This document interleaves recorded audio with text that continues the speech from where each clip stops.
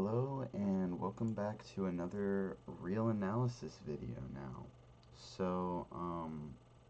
Basically I've been continuing in my real analysis book and I'm on finishing up the sequences chapter, but I really enjoyed these proofs on the limit laws, so I'm going to make a couple videos actually on how I proved these limit laws on my own somehow.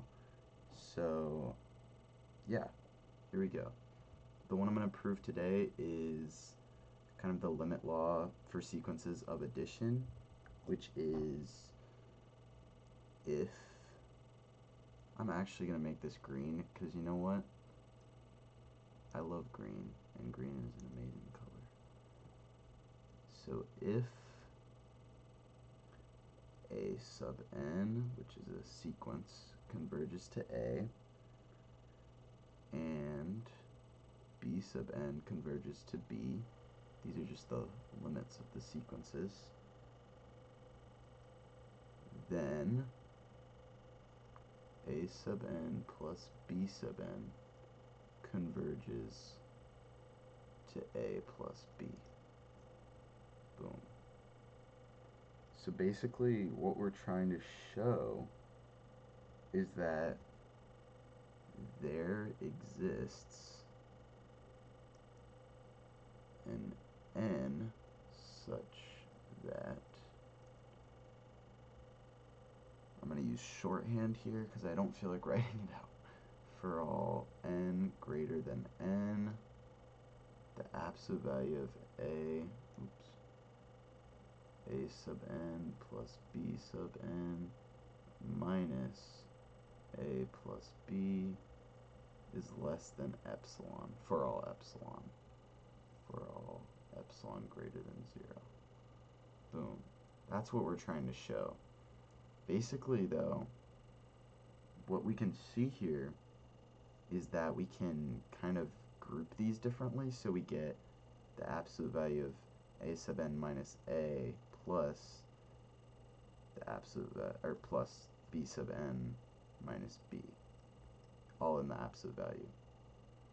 And basically what we can do is use the triangle inequality on this. So this is less than or equal to the absolute value of A sub n minus A plus the absolute value of B sub n minus B. That's basically what we're trying to show, which is less than. And what we're going to do essentially is show that since A sub n converges to A, it's less than some epsilon. It's less than epsilon for all epsilon greater than 0, and this is also less than epsilon for all epsilon greater than 0, since it also converges. So what we're going to show is that these added together is less than epsilon. And the way I do that is setting epsilon 1 equal to epsilon over 2, and epsilon 2 also equal to epsilon over 2. Okay, I'll show you. That's kind of the scratch work for this proof. So what I'm going to do now, proof. Let's see. Let epsilon be greater than 0. That's what we got to state first. And now I'm going to say, now let epsilon 1 equal epsilon over 2, and epsilon 2 equal epsilon over 2. Since epsilon 1 is greater than 0, by the definition of a convergent sequence, we get there exists, and I'm going to call it capital N1, such that for all n greater than n1, A sub n minus A is less than epsilon 1. And then basically, I'm going to do the same thing with B sub n. Since epsilon 2 is greater than 0, there exists an n2 such that for all n greater than n2, b sub n minus b is less than epsilon 2. Boom. Basically, we've shown that now. And remember, epsilon 1 is epsilon over 2, and epsilon 2 is also epsilon over 2. Now, what we're going to do here is let n equal, this is the n that we're using for that whole sequence here. Let n equal the maximum of n1 and n2. So that's basically saying for either of these numbers, it's the greater one.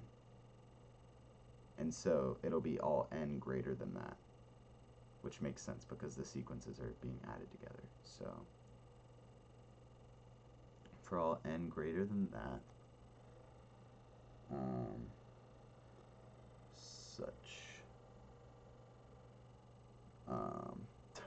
oops, sorry, I got tripped up. Then for all n greater than n, lowercase n greater than n, we get this definition from before. A sub n plus b sub n minus a plus b. We're going to show that this is less than epsilon, which would mean it converges. So, basically,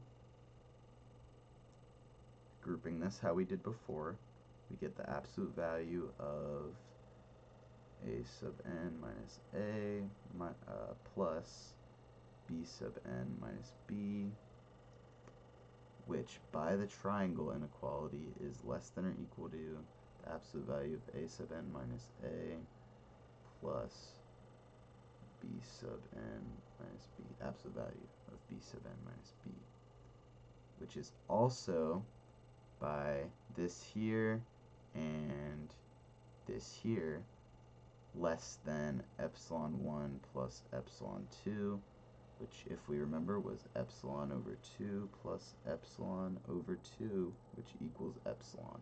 So we have shown that a sub n plus b sub n minus a plus b is less than epsilon, completing our proof. There you have it. If you have any questions or want me to explain it clearer, leave them in the comments below. I mean, feel free. I will be making more videos on limit laws. I think they're really fun to play around with, and I think they're a great way, honestly, to understand sequences in real analysis. So thank you for watching, and look forward to more videos coming soon.